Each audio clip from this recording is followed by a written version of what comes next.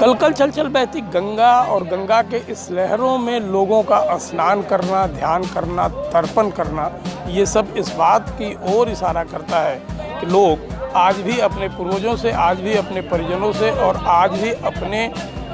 लोगों का सम्मान और उनका आदर करना जानते हैं। क्योंकि आज अमावस्या का दिन है, पितृपक्ष पखवाड़े का अंतिम दिन है और 16 दिन का ये पखवाड़ा, ये कहा जाए कि 16 दिन का ये सम्मान देने वाले कार्यक्रम का आज समापन हो जाएगा। आइए हम सबसे पहले एक व्यक्ति को दिखाते हैं कि पिंडदान आखिर क्यों करते हैं। देखिए, सबसे पहले इस वेदी को आप देखिए, ये वेदी बनाई जा रही है, मिट्टी की पेड़ा बनाई जाती है, इसके ऊपर पूछ टूट के लगाए जाते हैं, जो आप देख रहे हैं दृश्य में आप देख रहे हैं। और इसके बाद ब्राह्मण की ओर हम आपकी ओर इशारा करेंगे। ब्राह्मण लगातार मंत्र पढ़ के 13 पिंड को बनाए जाते हैं और 13 अलग अलग पिंड अलग अलग परिवार के लिए, अलग अलग परिवार के सदस्यों के लिए आमंत्रित किया जाता है। पंडित जी को सुनिए आप। लक्ष्मी स्वरूपा माता, माँ का नाम रखा। ये देखिए, माँ के नाम का पिंड रखवा रहे हैं, लेकिन इनमें जिनकी माँ अभी होंगी जीवित, उन पिंड को नहीं रखेंगे। और इसी क्रम में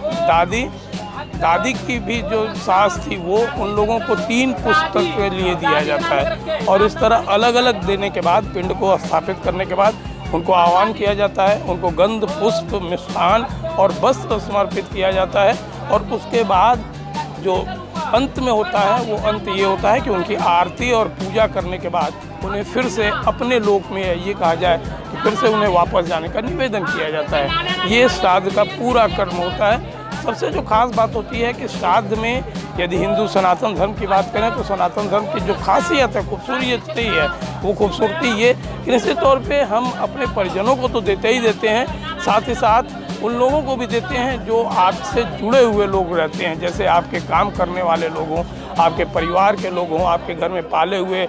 जानवर हों, यहाँ तक कि पुष्प और जो वनस्पति जिसे हम पेड़ पौधा कहते हैं, उन पेड़ पौधा को भी हम जल देते हैं, उनके निमित्त मात्र उन्हें याद करते हैं, सुमिरन करते हैं, या ये कहा जाए कि उनका हम थैंक्स करते हैं। ये दशाश्वमेध घाट का दृश्य है। और कामोबेश यदि हम बनारस के दूसरे घाटों की बात करें तो इसी तरह का दृश्य, इसी तरह का नज़ारा, इसी ढंग की श्रद्धा और इसी ढंग की आस्था आपको हर तरफ दिखेगा। ये अलग चीज़ है कि गंगा बढ़ाव के बाद इन दिनों घटाव पे रहती है, लिहाजा जगह जगह गंदगी, जगह जगह मिट्टी का अंबार और जगह जगह बैठने की जो समस्याएं हैं वो आप देख सकते हैं। लेकिन बावजूद उसके यदि हम श्रद्धा की बात करें, विश्वास की बात करें, तो ये आप कह सकते हैं कि श्रद्धा और विश्वास में कहीं से कोई कमी आपको नज़र नहीं आएगी। लोग बड़े ही श्रद्धा के साथ इंतज़ार करते हैं अपने बारी का और श्राद्ध कर्म करके अपने पूर्वजों को न केवल सुमिरन करते हैं, याद करते हैं, बल्कि उनसे ये चाहते हैं कि उनके घर और परिवार को बनाए रखने में वो मदद करें। पिंड के विषय में हम आपको बता दें, पिंड अमूमन या तो चावल, पके हुए चावल, या फिर जौ का आटा या खोआ से बनाया जाता है। लेकिन अब ज़्यादातर यदि देखा जाएगा तो जौ के आटा से ही बनता है, जिसमें तिल, मधु, घी आदि चीज़ों का समावेश किया जाता है। आप समझ सकते हैं कि निश्चित तौर पे जो परंपराएं हैं, जो सिस्टम है, वो सिस्टम अपने आप में इतनी सुदृढ़ और इतनी मजबूत है कि लोग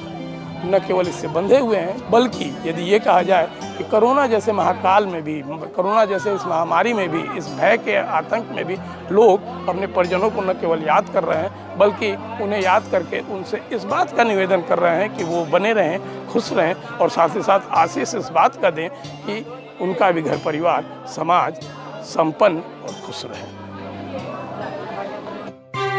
खबरों में बने रहने के लिए हमारे चैनल को सब्सक्राइब करें और नोटिफिकेशन पाने के लिए इस घंटे को